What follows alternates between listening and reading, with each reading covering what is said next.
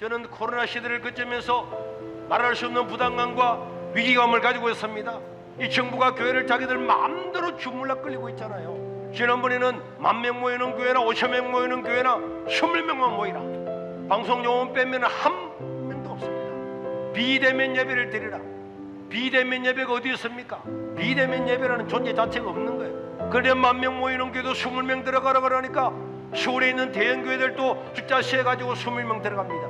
저는 그걸 바라보면서 한심하게 그지없고 안타깝게 그지없는 거예요. 동물원에 코끼리를 갖다가 훈련을 시켜가지고 오른발 가면 오른발 들고 왼발은 왼발 들고 코 들면 코 들고 똑같은 거잖아요. 어떻게 상식이 있는 교회와 목사님들이 10,000명 들어가는 예배당에 20명 들어가라 그런다고 진짜 20명 세서 들어가고 50명 들어가라 그런다고 진짜 세서 번호를 만들어서 50명 들어가고 이게 동물원의 코끼리와 똑같이 만들었는데 그대로 다 따라 하잖아요. 우리가 그렇게 안 하니까 고발을 20번이나 당한 겁니다. 지금도 이번에 4단계가 나오면서 다음 주부터 서울 수도권에는 아무도 예배 드리지 말아라. 다 막았습니다. 그러나 여러분 노래방도 열어놓고 헬스장도 열어놓고 식당도 공연장에는요 5,000명까지 들어가도록 해놨어요. 영화관에도 한 칸만 뛰면은 다 영화 보도록 만들어 놓고 교회만 다 비대면 예배 드리라. 저는 우리 대형 교회나 한국 교회들한테 호소하고 싶어요. 코로나 시대는 언젠가는 다 끝납니다. 언젠가는 끝날 날이 있습니다. 끝나고 난 다음에 우리가 그때 왜 동물원에 동물들처럼 왜 그렇게 시키는 했을까? 옆집에 칼국수 집도 라면 집도 다 문 열어서 밥 먹고 지하철 1년에 26억 명이 타고 다니는데도 한 명도 코로나 안 걸리다고 그러는데 예배당에 100% 마스크 다 썼잖아요. 100%. 여기에 거리 띄우게 해가지고 방역을 하면서 예배를 드려야지 교회가 칼국수 집보다도 못합니까? 라면 집보다도 못합니까? 영화관보다도 노래방보다도 헬스장보다도 못합니까? 그것을 기독교인 스스로가 자임하는 것은 있을 수가 없는 것입니다. 우리나라 도시에 있는 대형 교회들은 시골 농어촌 교회 혜택을 받았어요. 우리나라가 도시화가 되면서 시골에서 예수 믿는 사람들이 다 도시로 올라가서 그 사람들이 다 몰려간 것 아닙니까?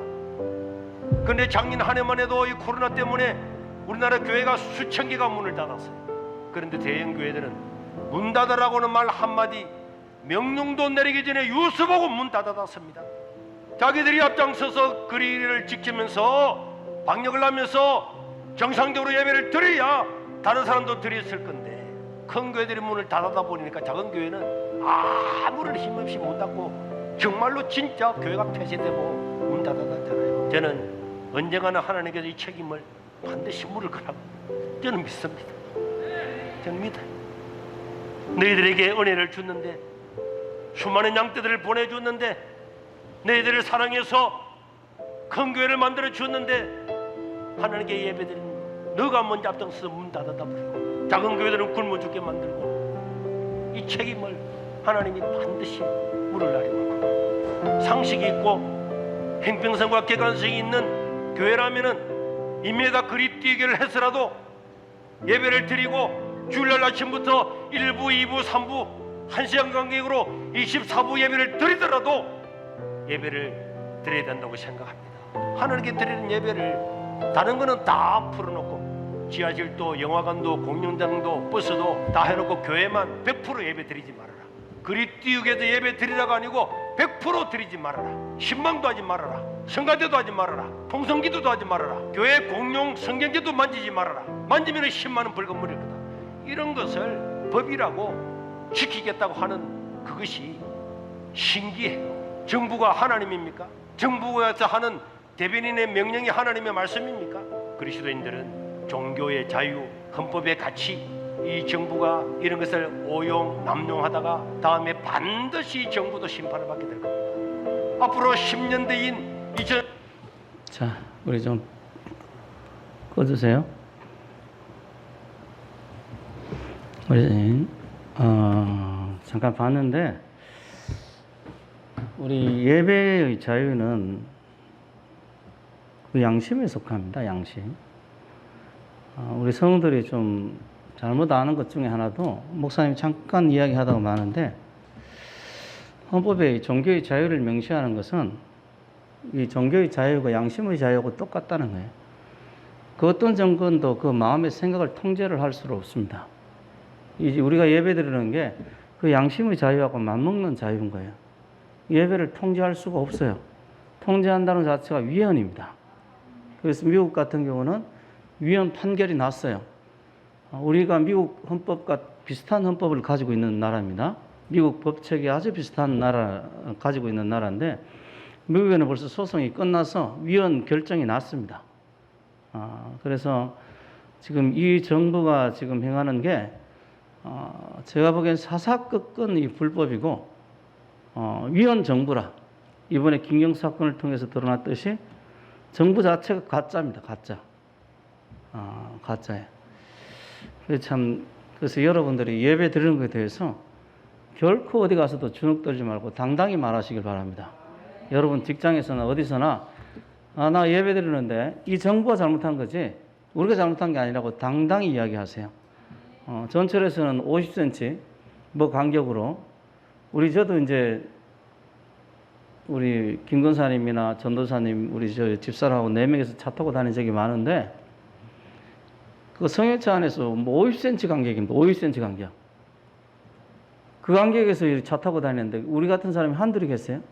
근데 예배는 이렇게 간격이 떨어져 있는데 예배를 드리는데 그것도 이렇게 대면에서 드리는 것도 아니고 지금 여러분들과 나서 일방이잖아요. 일방편이에요. 그죠? 이거 황당한 거예요. 그래서 기본권 중에 또 하나는 저항권이라고 있습니다. 국가가 터무니없는 것을 국민에게 요구할 때 국민은 저항할 권리가 있다라고 명시를 해요. 이게 우리가 가지고 있는 종교에 대한 자유와 그 저항권을 가지고 우리는 이 법을 전혀 지킬 수가 없습니다. 지킬 수가 없어요. 불법을 행하는 자는 정부입니다. 정부예요. 여러분 기억하시길 바랍니다. 그리고 예수 믿는 사람들에게는 분명히 이야기하세요. 세상 법보다 어느 법이 우선입니까? 하나님 법이 우선이에요.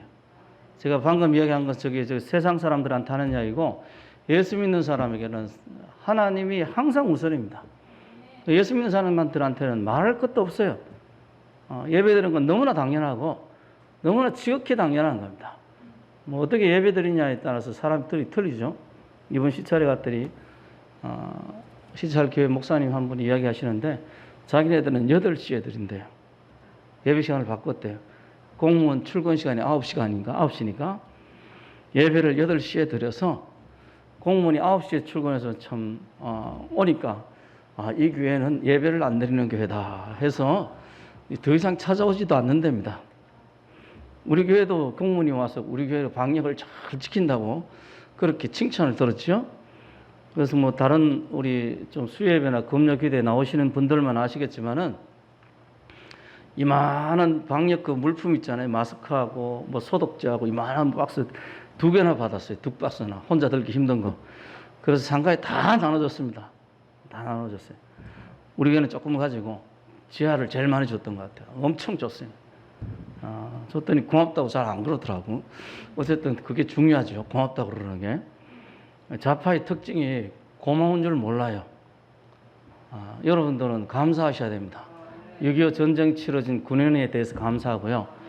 지금 나라의 지금 경제 부흥을 위해서 애썼던 수많은 사람들, 베트남 참전 군인들, 정말 나라를 위해서 죽어갔던 많은 사람들, 천안함 사건의 사람들, 이런 사람들에 대해서 늘 감사하셔야 돼요. 감사하셔야 돼요. 좌파들은 그런 걸 모르더라고. 놀러 간 사람 죽은 건 대단하고, 뭐 산 타고 가다가 뭐 어떻게 산 타서 죽은 사람은 대단하고, 나라를 위해서 죽은 사람은 아무렇지도 않게 생각하더라고요. 그게 아닙니다. 거꾸로예요. 거꾸로예요. 정말 놀러 가서 죽은 사람은 안타깝고 마음이 안타깝지만은 감사할 건 아니에요. 그 왜 감사합니까? 미안하다, 고맙다. 왜 그러죠? 왜 놀러 가다 죽은 사람한테 고맙다 그러죠? 상상에 맡길게요. 그래서 이 세상이 이야기하는 게 올바른 게 그렇게 많지 않습니다. 그런데 우리는 이 세상의 여론에 휩쓸려 가지고 그 올바르지 않은 것을 쫓아가는 거예요. 예수님께서 이 땅에 오실 때 여러 가지 어떤 자기가 오신 목적에 대해서 여러 가지로 이야기하는데 그 중에 하나가 내가 세상에 화평을 주러 온 줄로 생각하지 마라. 화평이 아니요. 검을 주러 왔노라. 제 발음이 똑바로 됐습니까? 검 맞습니까? 반짝이는 거 말고 칼. 이 검을 주러 예수님께서 이 땅에 오셨다는 거예요. 그래서 우리가 예수님이 오신 목적에서 우리는 알기로는 뭐 사랑하라고 그러셨고 화평하라고 그러던데 예수님께서 자기 스스로 예수님이 하신 말씀입니다. 하신 말씀이 검을 주러 왔다는 거예요. 그래서 우리가 이걸 들으면 내가 알던 예수하고 좀 틀린데 왜 그럴까? 그래서 이 신앙생활 할 때 성경을 볼 때도 그렇고 신앙생활 할 때도 그렇고 여러분들이 사물의 한 면만 보고 판단하시면 안 됩니다. 어떤 사물이나 사람을 볼 때 한 면을 가지고 전체를 판단하면 안 돼요. 그렇게 판단하면 잘못된 판단, 왜곡된 판단을 하게 됩니다. 왜곡된 판단을 하면 우리가 왜곡된 생각을 하게 되고 왜곡된 삶이 되어지게 될 수밖에 없어요. 여러분들이 그래서 신중하고 사려있길 바랍니다. 기도할 때 하나님께서 하나님의 뜻을 가르쳐 달라고 열심히 기도하십시오. 그래서 잘못된 판단을 하지 않길 바랍니다. 예수님께서 이 땅에 오신 목적 역시 마찬가지예요. 여러 가지로 이야기할 수 있죠. 대표적으로 사람들이 제일 많이 하는 예수님이 이 땅에 오신 목적은 구원입니다. 구원. 우리를 위해서 십자가에 달려 죽으신 이유도 구원이죠. 구원이. 또 예수님께서 뭐 다른 목적을 말하자면 마가복음에 나오는 1장에 나오는 이야기죠. 우리가 다른 가까운 마을로 가자. 거기서도 전도하리니 내가 이를 위해서 왔노라. 예수님이 뭐하러 왔어요? 이 땅에? 전도하러 오신 거예요. 전도하러 오셨어요. 그래서 이 구절은 예수님께서 오신 목적이 전도라는 것을 분명히 밝혀줍니다. 우리가 예수를 믿는다는 것은 예수를 닮아간다는 이야기고 예수 안에서 우리 모습이 발견된다는 이야기예요. 그 말은 우리도 뭐 해야 된다는 이야기입니까? 전도해야 된다는 이야기예요. 우리 인생의 목적이 전도해야 된다는 거예요. 왜 대답들이 없죠? 갑자기 대답 잘 하시다가. 우리 인생의 목적이 뭐 해야 된다고요? 전도해야 된다니까, 전도.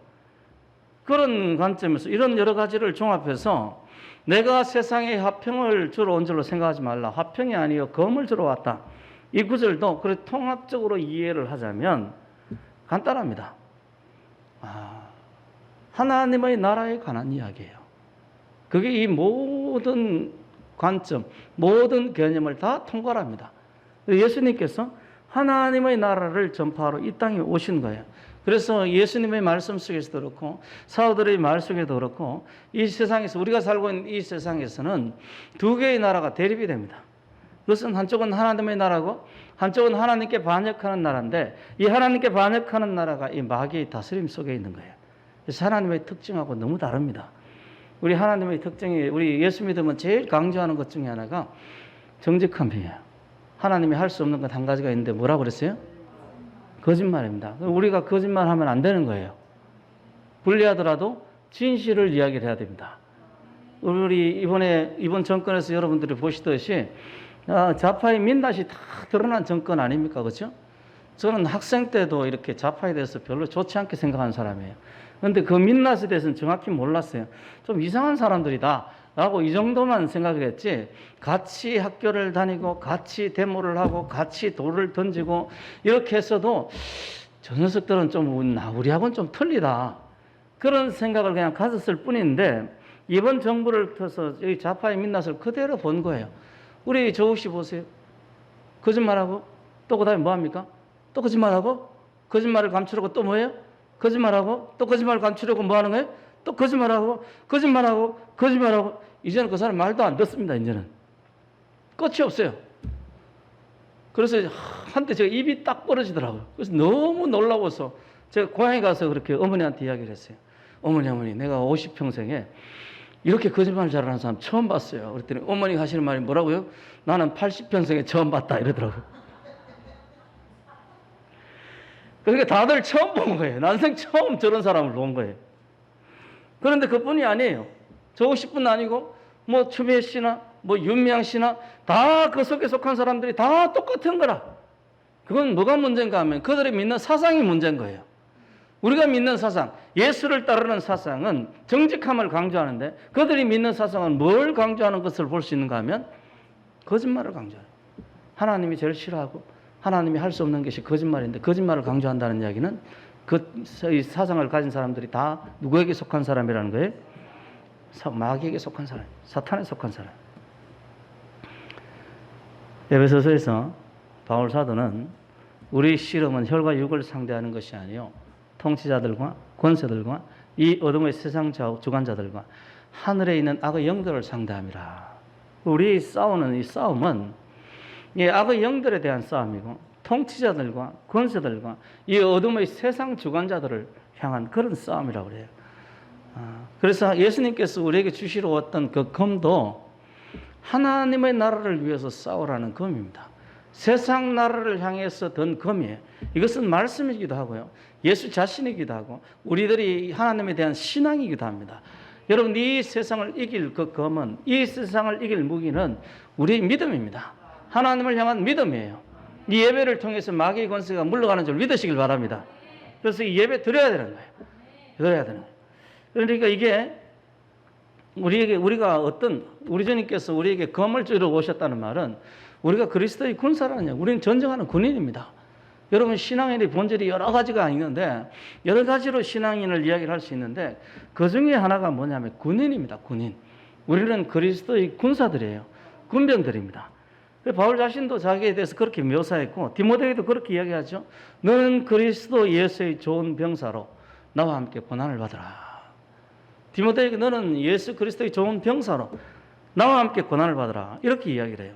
에베소서에서 말하는 통치자들과 권세자들이 뭘 이야기하는지는 논란의 여지가 많습니다. 그게 뭐 하늘에 있는 통치자들, 하늘에 있는 권세자들 이렇게 이야기하는 사람도 있는데 뭐 그것도 맞다고 생각합니다. 그러나 또 세상 권세자이기도 해요. 우리는 별 힘이 없잖아요. 그죠? 권력이 없잖아요. 우리는. 권력은 저기 문재인 씨가 가지고 있잖아요.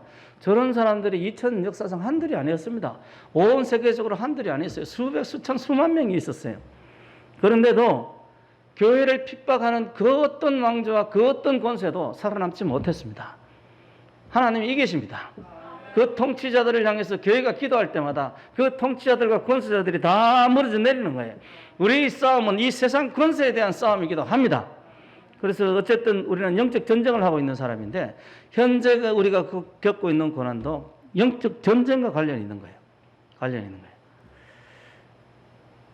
지금 어떻게 보면 국가적인 전환인데 헌법이 지금 위반되는 것을 대통령이 앞장섰다라는 것은 대통령이 그 선서할 때 헌법을 수호하고자 하는 그 선서도 합니다. 그런데 대통령이 앞장서서 헌법을 위반한다는 이야기는 이 국가 체계가 위협을 받고 있다는 이야기입니다. 반란이에요, 반란. 한마디로 이야기하면 반란입니다. 반란을 누가 일으킨 거예요? 지금 대통령이 일으킨 거예요. 반란입니다. 명확히 여러분들이 그 개념을 가지셔야 돼요. 그러니까 이런 일, 국가적인 재난을 지금 겪고 있는데 설사 우리가 수년 전에 뭐 국가적인 재난이 없다 할지라도 우리가 겪는 많은 일들은 영적 전쟁입니다. 내면에서 일어나는 갈등들도 그렇고요. 죄악 때문에 내면에서 막 수없이 갈등하는 이것도 영적 전쟁이에요. 사람과의 관계 속에서, 사람과의 관계를 힘들어 하시는 분들이 많은데 이 관계 속에서도 나타나는 많은 것들도 역시 영적 전쟁입니다. 교회에서 일어나는 기도의 역사, 전도의 역사 속에서도 영적 전쟁을 아주 현장에서 겪죠. 마귀의 영이 막 역사하는 것을 전도를 많이 하다 보면 직접 겪습니다. 마귀의 영이 막 역사하는 걸. 또한 지금처럼 나라 전체 혹은 이 세계적인 전쟁의 모습으로 나타나기도 합니다. 지금 이런 어떤 영적 전쟁을 국가적인 재난이 우리나라만 있는 게 아니었어요. 미국도 겪고 있고 지금 중국도 겪고 있고요. 수많은 나라에서 지금 이런 전쟁이 지금 본물 터지듯이 일어나고 있어요. 주님 오실까요? 그건 잘 모르겠는데 어쨌든 모든 시대의 그리스도인들이 그들이 살아가던 시대에서 다양한 모습으로 이런 것을 겪습니다. 아벨도 그렇고요. 노아도, 아브라함도, 이삭도, 야곱도, 모세도, 바울도, 베드로도 수많은 사람들이 다 그 시대마다 싸워요. 그 모습은 다 달라요. 모습은 다 달라. 우리가 살아가는 이 시대에도 이 전쟁이 새로운 모습으로 나타납니다. 아니 세상에 문재인 같은 저런 사람이 출연할 줄 어떻게 알았겠습니까? 또 성평등에 대한 거 황당하지 않습니까? 화장실 갈 때는 여자고 나오면 남자고 목욕탕 갈 때는 여자고 나오면 또 남자가 되는 거예요. 나는 그런 사람은 보통 정신병원으로 보이는 줄 아는데 외국에서는 그게 정상이에요, 정상. 그래서 얼마 전에 여러분 문제된 것을 기억하시죠, 그죠? 어떤 남자가 발가벗고 여탕에 갔다가 난리 난 사건 기억하시잖아요. 좀 황당합니다. 새로운 전쟁으로 지금 다가오는 거예요. 한 번도 겪어보지 못한 정말 이 문재인 씨가 공약한 것처럼 새로운 세상을 우리가 겪고 그 속에서 믿음을 지켜가고 믿음으로 싸워야 되는 거예요. 공산주의가 이제 다른 모습으로 나타나서 다양하게 반기독교적인 문화로 나타나서 지금 이 교회와 싸우고 있는 겁니다. 근데 분명한 것은 여러분들이 이 전쟁은 피할 수밖에 없습니다. 섹시피해가 말한 것처럼 죽느냐 사느냐 그것이 뭐예요? 문제로다. 지금 죽기 아니면 살기인 거예요. 영적 전쟁은 여러분 둘 중에 하나입니다. 죽든지 살든지 둘 중에 하나예요. 천국이냐 지옥이냐 둘 중에 하나. 중간에 다른 건 없어요. 우리가 이 전쟁을 절대로 피할 수가 없어요. 그러니까 그냥 피할 수 없다면 뭐 해야 돼요? 싸워서 이겨야죠. 이겨야죠. 싸워서 이겨야죠. 하나님 앞에 죽은 존재로 남아 있다면 우리가 천국에 못 들어간다는 이야기인데, 그렇다면 마지막 남아있는 선택은 뭐냐면 예수 그리스도의 이름으로 싸워서 승리하는 것밖에 없어요. 그리고 이 승리의 원천, 우리가 싸울 수 있는 무기의 원천은 하나님이에요. 하나님. 능력이 내게 있으면 내가 부족해서 싸움에 질 수도 있겠지만은 능력이 내게 있는 것이 아니라 하나님께 있어요. 우리는 그 하나님의 능력을 믿는 것밖에 없어요. 능력의 원천이 하나님께 있으니까 이 하나님은 반드시 승리하십니다. 우리가 하나님을 믿기만 하면 반드시 승리하는 거예요. 승리하는 거예요. 저는 우리 성도들이 유튜브를 자주 봤으면 좋겠는데 엉뚱한 유튜브 좀 보지 말고 좋은 유튜브를 봤으면 좋겠어요. 이번 주에도 제가 유튜브를 하나 봤는데 1시간 한 반 봤나 모르겠어요. 40분씩 이렇게 3개를 봤는데 그 뭐냐면 소련 병사 이반에 대한 전기집 내용이에요. 19살에 순교한 소련의 병사 이야기입니다. 침례교 침례 신자였고 이반이 이제 군대 어린 나이 군대 가가지고 군대에서 신앙을 지키기 위해서 애를 쓰는데 거기에서 하나님의 살아계심의 증거가 계속 나타나는 거예요. 계속. 뭐 교통사고를 당해서 팔을 잘라야 되는데도 의사가 자르려고 하는 그 바로 전날에 하나님께서 완전히 치료를 해주신 거예요. 그냥 완전히 치료를 해주신 거예요. 뭐 암이나 이런 게 치료, 안 보이는 질병이 치료받은 게 아니라 팔이 이렇게 덜렁덜렁하는 팔이 제대로 치료, 이 안 자른다 해도 제대로 치료받아도 몇 개월이 걸릴 그것을 그냥 하루 만에 다 치료를 해주신 거예요. 군대에서 그런 일들이 일어나니까 하루는 그 전도의 시초가 된 게 뭐냐면 하루는 상사한 사람이 하나님이 어디 있다고 살아계신 거 한번 보여봐라. 이반이 그래 어떻게 보이면 되냐고 물어봐요. 상사가 그럽니다. 내일 나를 휴가 보내주면 네가 하나님 진짜 살아계신 걸 믿어봐야 된다. 이반이 하나님 앞에 기도합니다. 하나님께서 말씀하세요. 내가 그 일을 행하겠다. 이반이 그대로 전합니다. 내일 휴가 갑니다. 상사님 약속 꼭 지키십시오. 수년 동안 휴가 한 번 못 간 사람인데 믿을 수가 있습니까? 그러니까 상사가 좋은 소리 하면서 그냥 끝내는데 다음 날 아침에 이반이 일어나니까 그 상사는 벌써 휴가가 없어요. 거기서부터 소련 군대에서, 소련이 어떤 나라인지 아시죠? 예수 믿는 사람 잡아다 가두는 나라입니다. 이반이 많이 핍박을 받았어요. 거기서부터 전도의 역사가 일어나고 병사들이 다 예수님 믿게 됩니다. 무신론자 가득한 그 땅에, 예수 믿으면 핍박받는 그 땅에서 병사들이 하나님의 살아계심을 보고 예수를 믿어요. 그리고 이것을 두고 볼 수 없었던 이 소련 당국에서는 이반을 가지고 고문을 하다가 심장에 구멍이 6개 나서 고문을 받고 죽습니다. 그리고 그 부대원들은 소련 각지로 다 흩어버립니다. 하나님 살아계십니다. 살아계세요. 장교들이 수많은 이반을 핍박하고 고문해도 이반은 하나님의 살아계심을 장교들에게 보여준 거예요. 장교들도 그것을 인정할 수밖에 없어요. 근데 자기 지위를 지키기 위해서 예수를 안 믿는 거예요. 그리고 병사들이 예수 그리스도를 주로 영접하게 했어요. 그렇게 핍박이 있는데도 하나님 함께 계셔서 하나님을 증거하게 하시고 예수를 믿게 하시는 거예요. 우리 41장 10절 한번 같이 읽어봅니다. 우리 같이 읽습니다. 두려워하지 말라. 내가 너와 함께함이라. 놀라지 마라. 나는 내 하나님이 됨이라. 내가 너를 굳세게 하리라. 참으로 너를 도와주리라. 참으로 나의 의로운 오른손으로 너를 붙들리라. 아멘. 주님은 신실하셔서 항상 당신의 말씀을 이루시고 성취하는 분입니다. 그분은 그분의 백성을 통해서 당신의 영광을 나타내시기를 기뻐하시고 원하십니다. 이 다윗이라는 어린 청년을 통해서도 골리앗을 무너뜨린 이유도 그런 거죠. 다윗은 군인도 아니었고 골리앗과 싸울 의무도 없었습니다. 그냥 전쟁터에 도시락 배달하러 온 사람일 뿐이에요. 그 누구도 이 다윗이 싸우러 나갈 때 다윗의 승리를 예측하지 못했습니다. 그러나 다윗이 하나님의 이름으로, 하나님의 능력으로, 하나님의 영광을 위해 싸웠을 때 다윗이 골리앗을 무너뜨리고 죽였어요. 야, 이게 어떻게 여기에 돌이 박혔다고 그러는데요. 보통 옛날 철문을 보면 이렇게 쇠가 이렇게 내려와 있잖아요. 그죠? 근데 얼마나 세게 했길래 이게 여기가 돌이 박혔는지 모르겠어요. 어쨌든 이 돌이 머리 받쳐서 이 골리앗이 죽어버립니다. 정말 다윗의 말대로 하나님이 싸운 거예요. 하나님이 싸운 거라.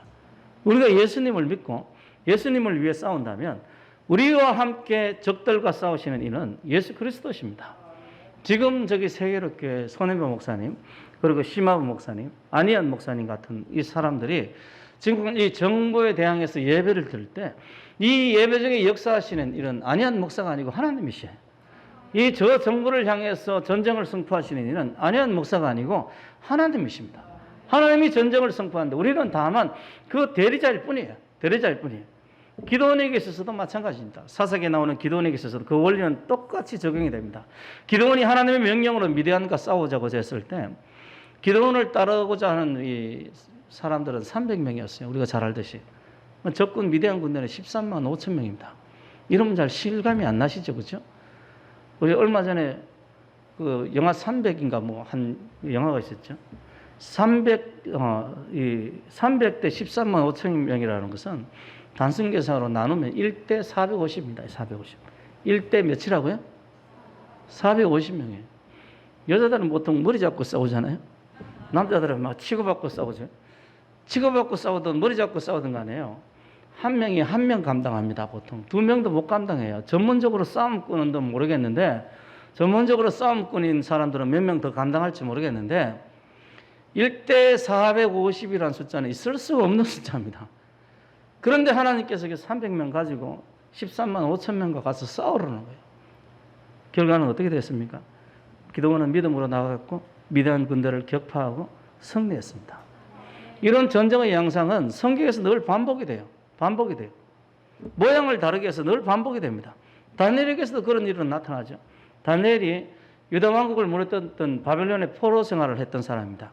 바벨론의 총리직을 했던 사람이에요. 그런데 이 바벨론이 무너집니다. 메대와 바사의 연합군에 의해서 바벨론이라는 왕국이 망해요. 그럼 바벨론이라는 나라에서 총리를 했으면 그럼 메대나 이 바사 왕국에서 뭘 해야 되겠습니까? 사로잡혀서 뭐 해야 되겠어요? 처형당해야 되겠죠. 그런데 그렇게 하지 않고 이 메대의 왕이었던 다리오 왕이 이 다니엘을 총리로 삼습니다. 그러니까 이 메대 사람들, 바사 사람들이 적군이었던 이 다니엘이 총리가 되니까 얼마나 미워했겠어요. 여러분 성경에 나오는 이 사실들이 괜히 일어나는 사건들이 아닙니다. 다니엘을 괜히 미워한 게 아니에요. 생각해보면 다니엘이 미움받을 만한 그런 이유가 있어요. 이 망했던 망국의 바벨론의 총리였던 이 다니엘을 다리오 왕이 자기 나라 총리로 삼는 거예요.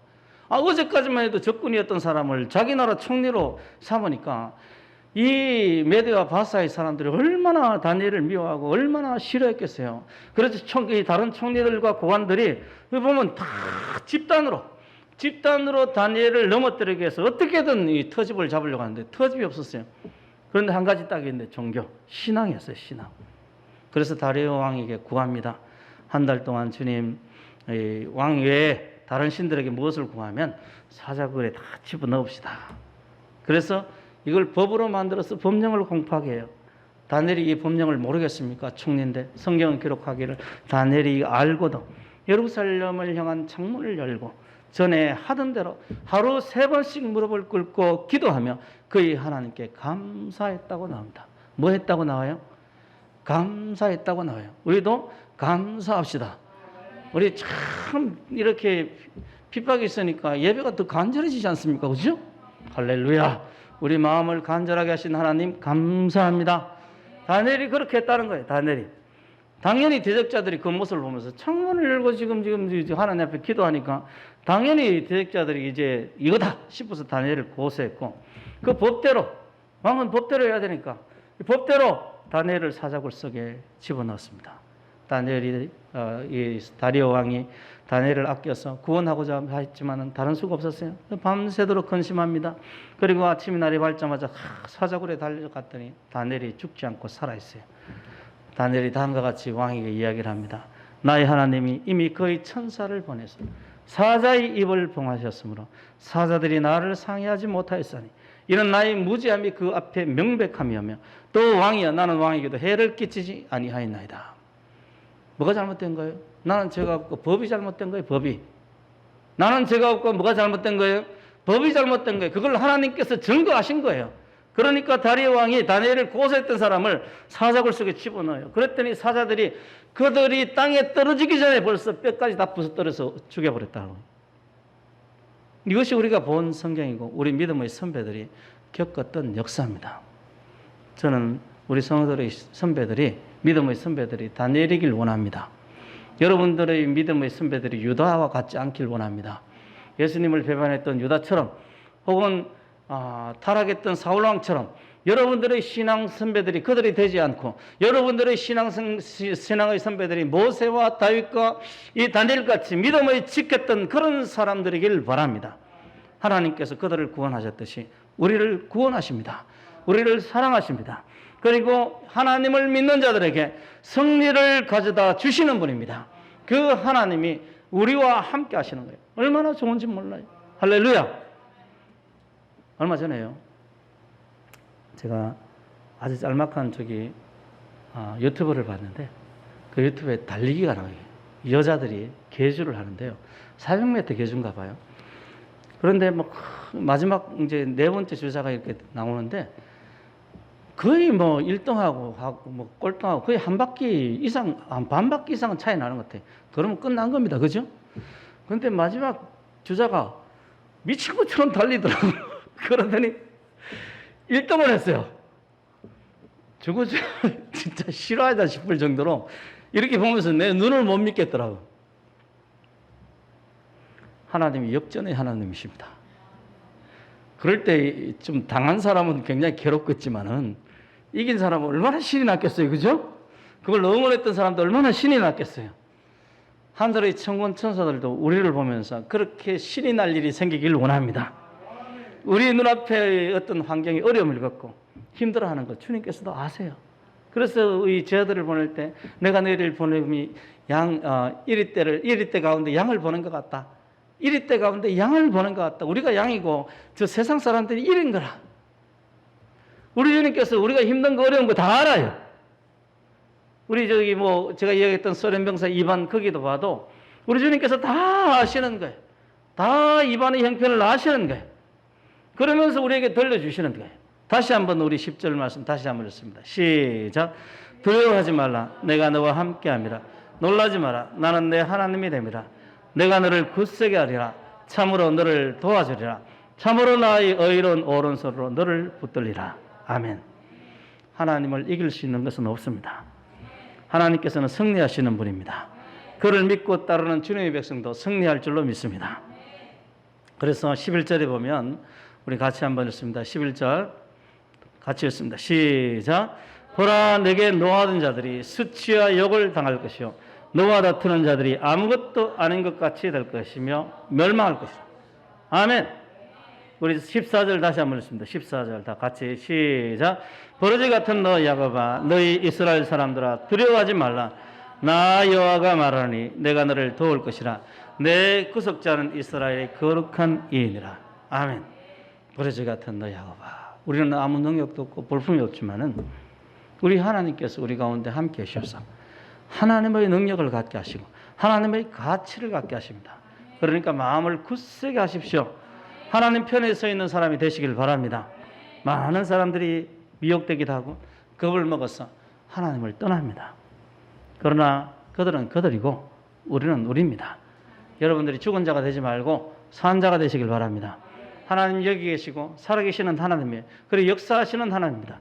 이를 믿고 따르는 자에게 승리가 있을 줄로 믿습니다. 중요한 것은 우리가 누구 편에 서 있느냐, 누구 편에. 제가 예수를 믿고 참 많은 어려움을 많이 겪었는데, 여러분들에게 뭐 신학교 이야기도 했었죠. 신학교 때도 정말 저는 인간적으로 생각하면 목사가 될 수 없는 사람이에요.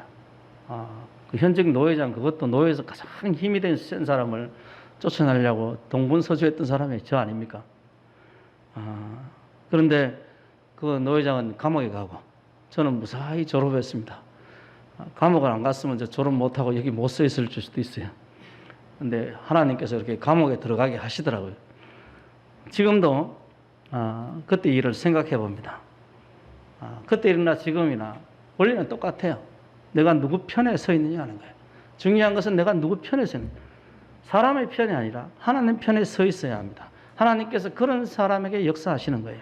왜 이반 어린 아이에게 그렇게 역사해서 한 부대를 그렇게 변화시키고 그 장교들이 골치 아파하고 그 장교들이 도저히 해결이 안 돼서 이 소련 KGB까지 연락을 해가지고 KGB들이 와서 고민해서 결국은 죽게 되었는가. 이반이 하나님 편에 서 있었기 때문에 하나님께서 그의 편이 되어주신 거예요. 어떤 사람들은 특히 좌파들이죠. 성경 말씀을 인용해서 세상 사람들의 말에 귀를 기울여야 된다고 그렇게 이야기하는 사람도 있어요. 그들의 뜻대로 해줘야 된다는 사람도 있어요. 특히 뭐냐면 마태복음 5장이죠. 5장 39절부터 42절까지 5장 39절부터 마태복음 42절까지 제가 한번 읽어보겠습니다. 나는 너에게 이르노니 악한 자를 대적하지 말라. 누구든지 내 오른뺨을 치거든 왼뺨도 돌려대고 또 너를 고발하여 속옷을 가지고자 하는 자에게 겉옷까지도 가지게 하여 누구든지 너로 억지로 오리를 가게 하거든 그 사람과 심리를 동의하고 내게 구하는 자에게 주며 내게 꾸고자 하는 자에게 거절하지 말라. 사람들이 이렇게 하자는데 왜 안 하는 거야? 이렇게 이야기하는 사람들이 있어요. 주변 사람들이 있죠? 이것은 개인적인 법입니다. 개인의 경건에 대한 이야기예요. 공적인 문제가 있을 때 이렇게 처리되는 게 아닙니다. 이것을 공적인 사역에 적용한다면 자, 그러면 예수님에게 한번 이 말씀을 하신 예수님에게 적용해봐요. 자, 마귀가 요구를 하는 거예요. 이 돌 가지고 떡을 한번 만들어봐라. 아니, 예수님이 그걸 못 만들겠어요? 오병이 이에 이적을 일으키신 분이 그걸 못 만들겠습니까? 예수님 만들었어요? 안 만들었어요?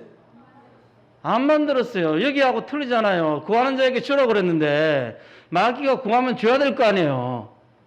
왜 예수님께서 그 일을 안 합니까? 지금 예수님의 시험받는 것은 인류의 대표로 시험받는 거예요. 절대로 마귀 이야기를 들어줄 수 없는 겁니다. 높은 곳에 뛰어내려라. 큰 영광을 보면서 다 줄 테니 내게 절하라. 절대로 할 수 없어요. 여러분들이 다른 우상에게 절하지 마십시오. 오직 하나님에게만 절하시길 바랍니다. 예수님이 마귀의 요구대로 그렇게 했더라면 우리의 구원은 다 없어지는 거예요. 지금 그래서 산상수훈의 이야기는 개인의 윤리와 경건에 대한 이야기지 하나님 말씀까지 부인하면서 세상 사람들이 요구를 들어주라는 이야기 아닙니다. 정신 나간 짓이에요. 정신 나간 짓이라. 우리는 믿음을 지키는 성도입니다. 성도, 세인트, 성인. 우리는 하나님의 군대입니다. 당연히 불신앙과 교회를 핍박하는 사람들과 싸워서 신앙을 지켜야 됩니다. 북한은 일제시대 때 믿음이 좋은 그런 신앙인들이 많았던 지역입니다. 한국에서 가장 믿음이 좋았던 지역이 북한이죠. 그러나 해방 이후에 공산당과의 싸움에서 지고 말았어요. 그것은 세력이 부족해서 그런 게 아니었습니다. 세력은 교회가 최고로 컸어요. 그것은 우리 기독교인들의 잘못된 신앙의 선택의 결과입니다. 많은 신앙인들이, 많은 종교, 예수 믿는 기독교인들이 공산당이 협력했고 또 경건했던, 하나님을 경험했던 많은 신앙인들이 공산당이 요구하는 것을 들어줬어요. 왜냐하면 구하는 자에게 뭐 하라고 그랬어요? 주라고 그랬으니까. 이거 요구하는 다 들어주는 거예요. 소수의 기독교인들만 이 공산당이 위험하다는 것을 갖고 싸웠지만은 너무 소수라 싸움이 안 돼서 도망쳐서 남한으로 온 거예요. 거기에 이제 영락교회 우리 한경재 목사님이 계시고 충영교회 우리 김창희 목사님이 계시는 거예요. 소수의 기독교인들만이 싸우고 했지만은 결국은 안 돼가지고 다른 기독교인들의 협력을 얻지 못한 거예요. 그래서 공산당에게 쫓겨와서 지금도 북한이 저런 고통을 받고 사는 거예요. 그래서 지금 저렇게 북한에서 지하 교인들 있잖아요. 경건한 기독교인들 후손일 가능성이 높습니다. 경건한 기독교인들이 잘못 생각한 거예요. 구하는 자에게 주며 구고자 하는 자에게 거절하지 말라. 이 구절을 잘못 해석한 거예요. 그래서 6.25가 이겨나고요. 수백만 명의 사람들이 죽고요. 지금도 북한에서 그 고통이 지속되고 있어요. 그때 기독교인들이 한 마음이 되어서 주님을 위해 싸웠더라면 북한이 공산당에게 점령될 수가 없습니다. 될 수가 없어요. 우리는 이런 일을, 이런 실수, 이런 가오를 저질러서는 안 됩니다. 영적 싸움에서는 뒤로 물러서면 죽습니다. 물러설 수 없어요. 우리 후대를 위해서, 우리 자신을 위해서, 무엇보다도 우리를 위해 십자가에 달려 죽으신 예수를 위해서 기도하고 싸우고 승리해야 됩니다. 영적 전쟁은 신앙의 본질 가운데 하나예요. 우리 주님께서 이 전쟁을 도우시고 믿는 자에게 승리케 하신다는 것을 믿으시길 바랍니다. 이 싸움에서 그래서 미국 같은 나라는 350년 전에 건국되었죠.